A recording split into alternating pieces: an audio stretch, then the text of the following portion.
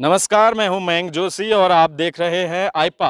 आईपा यानी all India progressive politics association.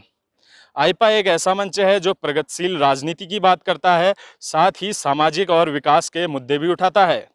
आज हमारे साथ खास बातचीत के लिए मौजूद है वरिष्ठ पत्रकार राकेश पंत जी।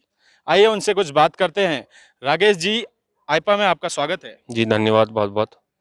राकेश जी, सबसे पहला सवाल आपसे करेंगे कि जो वर्तमान में जो राजनीति है उसे आप किस रूप में देखते हैं? देखिए, वर्तमान में जो राजनीतिक परिदृश्य है वो काफ़ी बदल गया है। इससे पहले जो राजनीति होती थी या पिछले दशकों में 2000 से पहले जो राजनीति होती थी, उसका परिदृश्य अलग था। तब जनमुद्दे उठते थे, जनता की बात होती थी। लेकिन आज की डेट की अगर बात करें तो राजनीति काफ़ी बदल गई है। आज बाहुबल, धन बल, धर्म आधारित राजनीति के साथ ही हिंदू, मुस्लिम तमाम तरीके के ऐसी मुद्दे राजनीति में छाए रहते हैं जिनका आम जनता से या आम जनता के जीवन से कोई सरोकार नहीं होता। लेकिन इससे पहले जो राजनीति होती थी वो जनता पर आधारित होती थी, जनता के लिए होती थी। लेकिन वर्तमान समय में ये परिदृश्य बदला है और इसके पीछे कहीं न कहीं हमारे राजनीतिक जो दल हैं, उनकी सोच रही है, क्योंकि राजनीतिक दल पिछले कई सालों से बदले हैं, उन्होंने अपने आप को बदला है और इसी को देखते हुए राजनीति में भी परिवर्तन देखने को मिला है।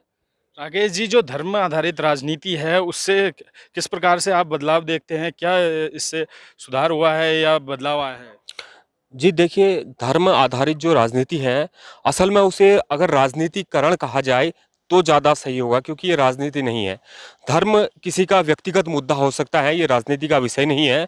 अगर मैं धर्म को मानता हूँ, ये तो मेरा मुद्दा है, आप धर्म को मानते हैं तो ये आपका व्यक्तिगत कारण है। लेकिन राजनीतिक परिदृश्य में मौजूदा जो राजनीति चल रही है, उसमें धर्म को राजनीति के साथ जोड़ दिया है।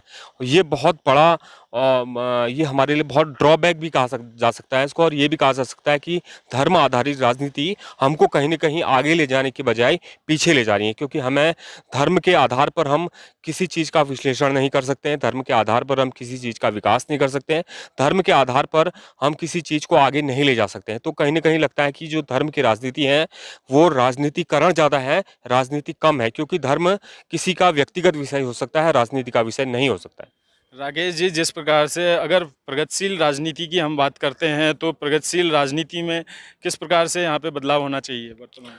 जी, बिल्कुल, ये बहुत अच्छा आपका सवाल है। वर्तमान समय में जो राजनीति चल रही है, उसको प्रगतिशील कैसे बनाया जाए? कैसे इस राजनीति का परिवर्तन किया जाए? क्योंकि पिछले कुछ दशकों से, 1 या 2 दशकों से धीरे राजनीति का जो परिदृश्य है, वो बदला है। राजनीति की जो सोच है, वो बदली है।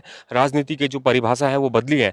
तो ऐसे में ज़रूरत है कि राजनीति के प्रगतिशील कैसे इस राजनीति को बनाया जाए? इसके लिए सबसे पहले हमें जो हमारे स्टूडेंट लीडर हैं, जो हमारे स्टूडेंट विंग्स हैं, वहाँ से हमारी राजनीति को बदलना शुरू करना होगा, क्योंकि जड़ जब मजबूत होगी तभी हम उस राजनीति को परिपक्व बना पाएँगे।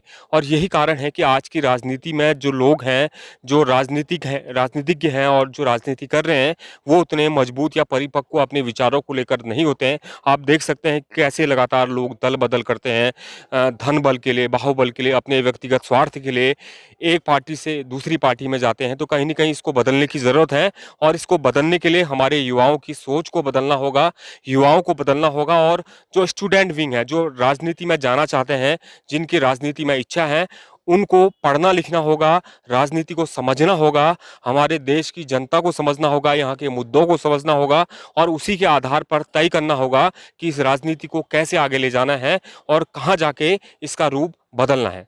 राकेश जी, उत्तराखंड को बने 21 साल पूरे हो चुके हैं, तो आप कहाँ देखते हैं उत्तराखंड को विकास के नज़रिए से? जी, बिल्कुल, हमारे उत्तराखंड राज्य को बने हुए 21 साल का वर्ष हो चुका है। लेकिन आज भी अगर हम उत्तराखंड की बात करें तो आज भी हमें लगता है कि हम वहीं थे जब राज्य बना था, जहाँ पर हम खड़े थे, आज भी हम उसी दशा में हैं। क्योंकि बहुत सारे लोग ये भी कहते हैं कि इससे अच्छा तो हम यूपी में अच्छे थे, क्योंकि उत्तराखंड में जो लोगों की अपेक्षाएँ थी, जो आकांक्षाएँ थी, एक पहाड़ी राज्य के चलते, एक पहाड़ी क्षेत्र को, अलग भूभाग, अलग राजनीतिक परिदृश्य को देखते हुए उत्तराखंड का जन्म हुआ था। छोटी-छोटी राजनीतिक इकाइयाँ, प्रशासनिक इकाइयाँ यहाँ बनेंगी, यहाँ के मुद्दे रहेंगे, यहाँ के लोग, यहाँ के जीवन, यहाँ की खुशहाली, कृषि आधारित राजनीति होगी, लेकिन मौजूदा समय में कुछ नहीं हो रहा है। मौजूदा 21 सालों की बात करें तो यहाँ में जो राजनीति हुई है, एक जो विकास हुआ है, वो सिर्फ़ राजनीतिक दलों का हुआ है। कुछ व्यक्तिगत लोगों का हुआ है, नेताओं का हुआ है, विधायकों का हुआ है, लेकिन जो जनता थी आज भी वही है। क्योंकि हमारा जो जो हमारे मुद्दे थे, हमारे गाड़, गधेरे, खेत, खलिहान, वो जस के तस हैं। हमारे लोग आज भी पहाड़ छोड़ रहे हैं, पहले भी पहाड़ छोड़ते थे, आज भी उनके पास रोजगार नहीं है, शिक्षा नहीं है, स्वास्थ्य नहीं है, सड़क नहीं है, तमाम जो मूलभूत ज़रूरतें पहाड़ के लोगों को थी। क्योंकि इन्हीं मूलभूत ज़रूरतों को देखते हुए पहाड़ के लोगों ने अलग राज्य की मांग उठाई थी। उत्तर प्रदेश में रहते हुए यहाँ के लोगों को वो चीज़ें नहीं मिल पा रही थी, वो सुविधाएं नहीं मिल पा रही थी। लेकिन पिछले 25 सालों के 21 सालों के भीतर हमारे राज्य के लोगों को जो मिलना चाहिए था वो वास्तव में नहीं मिल पाया है। आज भी यहाँ के लोग पलायन को मजबूर हैं। शिक्षा, स्वास्थ्य के लिए आज भी रोज आंदोलन कर रहे हैं, सड़क पर उतर रहे हैं, लेकिन उसका कोई समाधान होता नहीं दिख रहा है। राकेश पंत जी, जो राजनीति है उसमें किस प्रकार से सुधार लाने की ज़रूरत है, क्या करना चाहिए? बिल्कुल, ये आपका सवाल बहुत अहम है, क्योंकि राजनीति काफ़ी बदल गई है। हमारे देश की, हमारे प्रदेश की राजनीति में सुधार लाने की अत्यंत आवश्यकता है, और इस सुधार को लाने के लिए हमने अपने आप को बदलना होगा, राजनेताओं की सोच को बदलना होगा, और इसके लिए सबसे बड़ा जो हथियार है वो है आंदोलन।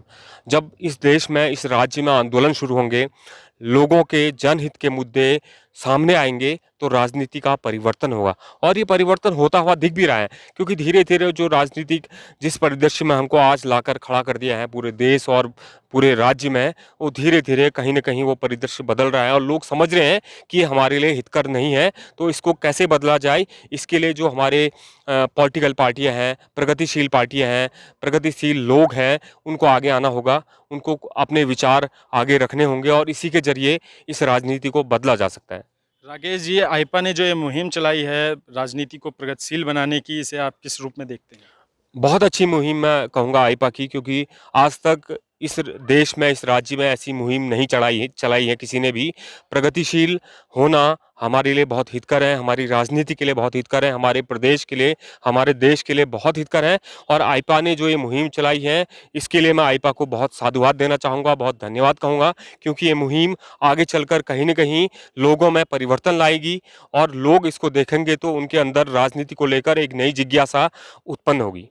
राकेश जी, आईपा से बातचीत करने के लिए आपका बहुत बहुत शुक्रिया। तो ये थे राकेश पंत जी, वरिष्ठ पत्रकार, जो बता रहे थे कि किस प्रकार से जो राजनीति है यहाँ पे धन बल और बाहुबल, इसके साथ ही धर्म आधारित राजनीति जो हावी हो रही है, उससे कहीं ना कहीं बुनियादी मुद्दे पीछे छूटे जा रहे हैं, और इसके लिए यहाँ पे व्यापक सुधार लाने की ज़रूरत है और राजनीति को प्रगतिशील बनाने की ज़रूरत है। आईपा की इस मुहिम से जुड़ने के लिए हमारे चैनल को लाइक करें, सब्सक्राइब करें और बेल आइकन भी ज़रूर दबाएं।